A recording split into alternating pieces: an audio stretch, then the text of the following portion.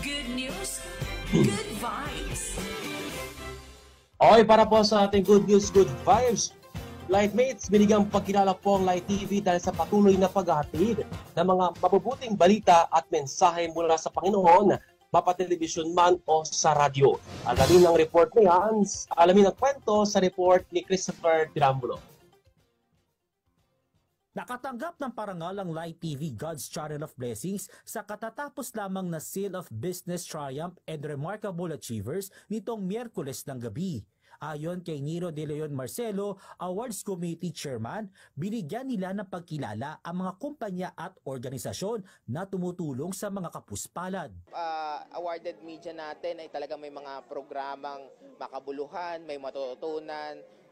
Yan po kailangan natin ngayon, yung mga information, entertainment, na talagang legit, totoo, talagang walang mga halong fake news. Aminado ang komite na nahirapan din sila sa pagpili ng mga mananalo. 1 year preparation after the award-giving body.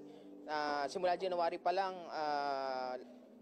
tuloy-tuloy na yung pag-research natin. Binigyan din ni Zoe Broadcasting Network Incorporated Program Management Unit Head Arlene Luis na malaki ang ambag ng media sa pagpapalaganap ng mabuting asal sa publiko, lalo na sa mga kabataan. We showcase programs na magbibigay sa atin ng good moral values, makakapagpalapit sa kanila, hindi lang spiritually, but also they will get encouragement, na may matututunan sila sa mga programang. Titiyakin ng Zoe Broadcasting Network at Light TV God's Channel of Blessings na patuloy na maghahatid ng mga dekalibre programa na magbibigay ng mga mensahe mula sa Diyos na buhay.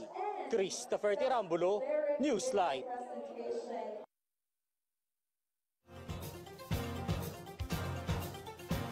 Bilang sa paghahatid nga ng mabuting balita, hindi lamang sa telebisyon, maging pa sa radyo pa rin, dahil ito pa rin partner ang isa sa medium na talagang hindi namamatay ang radyo. Tama, partner.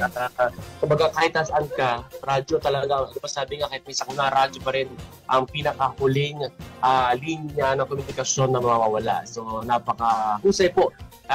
Utang po namin sa inyo ito, Lightmates, na mga patuloy pong sumusuporta sa ating himpilan, maging sa ating mga bosses at mga nakakasama natin dito sa ating himpilan, mula po sa harap ng camera, maging sa mga nasa likod po ng camera, sa IT department, sa tech department, at syempre sa engineering, sa TOC, si Engineer James, Engineer Vincent, at marami pang iba, sila Sir Eman, at Ishi, at yung mga writers din natin, reporters. Saludo po kami sa inyong lahat.